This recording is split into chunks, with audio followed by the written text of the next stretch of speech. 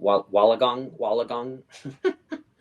We are joined with Evangelos Pappas, and I wanted to get his input on this series we've been doing with the Demand Better podcast on misinformation, science, research. And this man is one of the most well-versed researchers in the space of knees and just overall health. We can say so. He's joining us from Australia at the University of Wollongong, and I always like saying that. That's fun. How are you today, Evangelos? I'm really well. I'm exceptionally well, I would say. We've got a lot of rain here in Wollongong this summer, sadly, but the weather has not been great. Yeah, today is a good day. Are you near all the crazy fires? No, we're not. Wollongong is actually a coastal town about an hour and a half south of Sydney. So it's a really beautiful part of the world. For those definitely one of my top five, not necessarily Wollongong specifically, but maybe I trust you. But Australia and New Zealand got to get out there sometime soon for sure. Right. Definitely high on our list. But let's jump into it. So I kind of gave you the cue up before we jumped on here. So in terms of misinformation research, the way, we hear these things as outsiders of, for researchers, which you are, right, and professors getting tenure, we hear publish or perish. So there's a lot of pressure to just get stuff out. And does that lead to lesser quality research or less than ideal research? There's also just the reality, and we just finished this book, Hacking Health, and they talk about some of the, this is a researcher up at Mount Sinai, New York City, and he talks about a lot of the bureaucracy and difficulty with getting some of these projects off the ground, and there's just a lot to it. So whether you're doing IRBs or you just need to recruit X amount of subjects, he talks about they had this free software and laptop that they were giving out to people who had Alzheimer's and dementia disease, and they couldn't even get them to keep it. They had 200 people who met the criteria.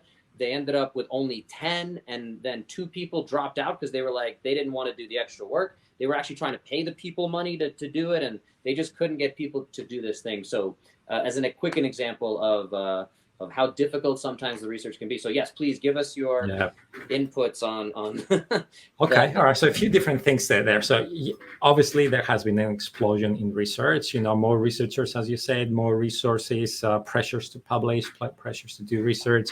Sadly, not always more funding to do research, which is frequently essential. So I think, again, just to categorize the different topics today. So one is the research that is out there. How do we quantify it? Probably within that peer-reviewed research world, how do we identify what is better quality and what is lower quality? And then there's, of course, the big topic there is consumption of research. How does the average patient use this research to make clinical decisions? So the first two are relatively easy, and probably less interesting to your audience, Bo. So, as we said, even if you look at the number of publications, the number of journals is rapidly proliferating for the reasons that we have discussed. Then the quality of research question, obviously a very difficult one for those who are PhD trained or research trained in some way, shape, or form. Then there are, I think by reading research, you become, just like with everything, the more you do something, the better you get at it. So I think the more research people are reading, the more proficient they get into identifying the quality. But there is help out there. So there is, for example, in the world of physiotherapy, there is the PEDRO database, PEDRO, that they've done the work for you. So they have actually used different scales that they describe the quality of the research. But yeah, again, there's no easy solution there. But there is this type of research called systematic reviews and meta-analysis, where frequently the authors have done this work for you and they have described the quality of the research. Now, the holy grail there is we do research because in the clinical world, because we want to change clinical practice, right? To make it better, more evidence-based, improve the outcomes. And there is 2 ways to achieve that. The probably main highway to do that is by going down the path of the clinicians and people who are the experts in this field, and educating them about the new research that is coming out and how, when, and how clinical practice should change. And there are ways to do that. Seminars, obviously, the peer-reviewed literature, conferences, and so on and so forth. Guidelines, that are also being developed. Then the second way to do that is what we refer to as the direct-to-consumer. Especially in the United States, there's advertisements where they advertise drugs directly to consumers, right? And just, I think the United States is the only country that does that directly to the consumer. That's not allowed anywhere else in the world. Yeah, I haven't seen much of that here in Australia, but again, I don't have a TV set, so maybe it's there and I don't know about it. But that is the big. You see, I have to say that access to information now is also something that has changed very rapidly in a very good way across, politics, social sciences, medicine, everything. So it's a lot easier to get access to information. That's the good news. The bad news is that very frequently people are developing websites or tweets, other forms of communicating directly to consumers, and they successfully, some of them have become quite viral, but they're not always aligned with the evidence base. So I would say a few things there. So first, if you do want a great example, and if you care about new research and you want a great example of that, Andrew Gamble, one of our PhD students, who's supervised by Jos Zadro at the University of Sydney, just a couple of weeks ago had a paper accepted at Musculoskeletal Science and Practice, where he reviewed the more popular websites that describe ACL management. And sadly, the evidence is how much they rely on evidence-based is quite mixed. So it is quite, that is the disappointing part. There is a lot of, and we see that in politics too, right? That there is a lot of information out there, but either intentionally or unintentionally, sometimes the people who are packaging this information for the public don't always follow the best evidence practice guidelines. So there is a few messages there. One is that you should keep a critical eye when you read information out on the internet. Again, that is not news for anybody. At the same time, there are solutions. There are organizations that have done a lot of work for you. Actually, one of the things that I proposed in that paper, I'm not sure, I don't recall if it made it into the final published manuscript, is but on my tweet, and my tweet is at EV Pappas with double P. I did pose the question out to the public: do we need a scientific way to assess the quality of the more popular websites for each particular condition, and then you have them ranked by an independent organization, just like they do fact checking for political. Thank you for sharing my Twitter handle for political information, saying that this is this is how closely it complies with evidence based. So that is I guess in a nutshell, a few ways for our audience to use in order to get access to better quality information. With that said, there is a lot of information out there that is very helpful, very from reputable sources. It is very evidence-based and very balanced. So I don't know how helpful that is, but happy to. Yeah, and again, I'm sure we could talk a lot longer. I want to be respectful of your time for sure. No, I still have a few minutes, so happy to keep chatting. One thing you might find interesting, something I saw recently on social media. This was a study that comes up: analysis of acute non-specific back pain content on TikTok. Right. Exploratory study. I don't know. Did you hear about this study? No. And unfortunately, TikTok is a place, and a lot of people have been like, "Hey, you should jump on TikTok and spread your good word there." And it seems like such a crazy place to be. So what they found in there, they looked at 157 of the most popular hashtag things under acute non-specific low back pain. Well, specifically under back pain, and they just found that the majority of people are not providing any kind of evidence-based recommendations, and again, if you've seen any of the videos, there's some really, really crazy stuff out there.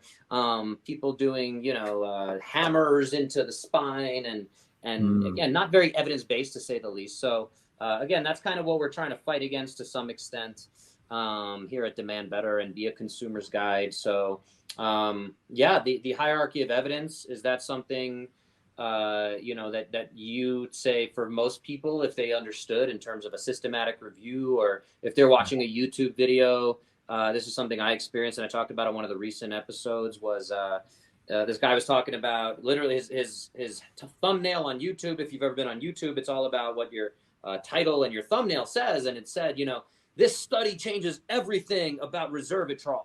And which is a big thing if anyone's not familiar with red wine. And basically that study was of 11 people.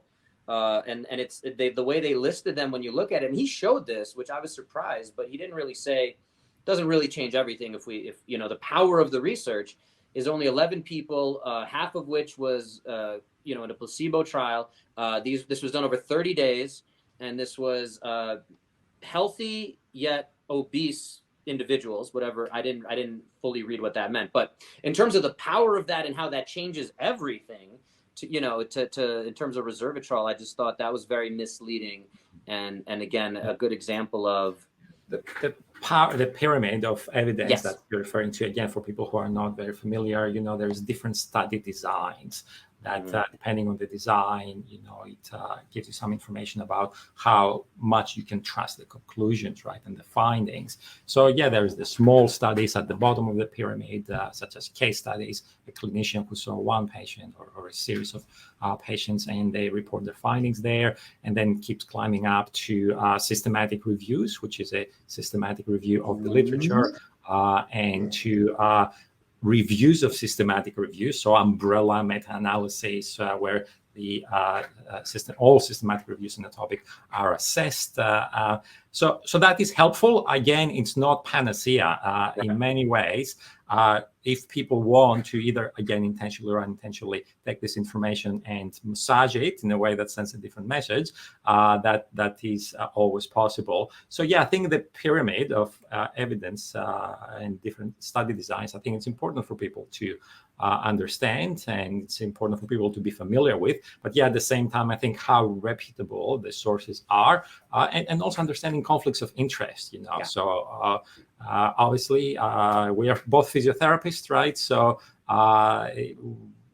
that does bring a bias, whether we want to acknowledge or not. So if you and I put a website up there that talks about how wonderful physiotherapy is and all the wonderful things that it can do, which there is evidence to support in some areas, then again, that is a conflict of interest that it may not be intentionally there, but we do bring a bias. So I think, looking at organizations that are a bit more unbiased, I think would be a good advice for our listeners.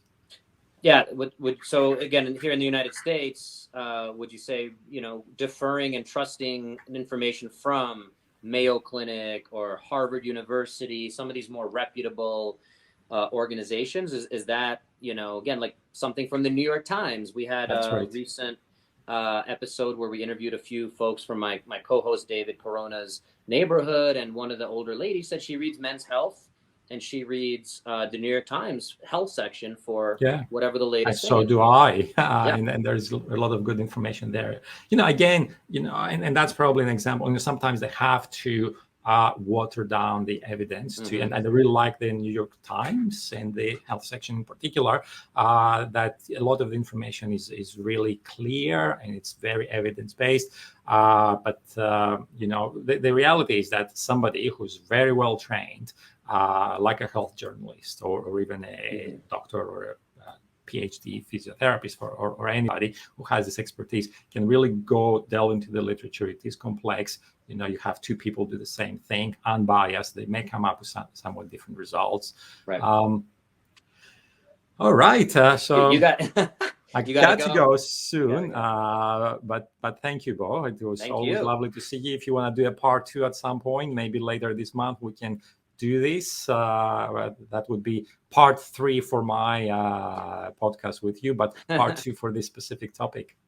Yeah, would love to have you. I'll let you go. The one other question I'll let you think about, and we'll have it in the recording or whatever. The other part that we talked about is that evidence-based triad of research only being 1/3 of the decision-making process, the clinician experience being 1/3, and the patient expectations and values being 1/3. And that's something, I know you got to go, but that's something that we tried to dive into and would love to get your take on next time. We can start with that next time. Yes. Lovely. See ya. Have a good one. Bye.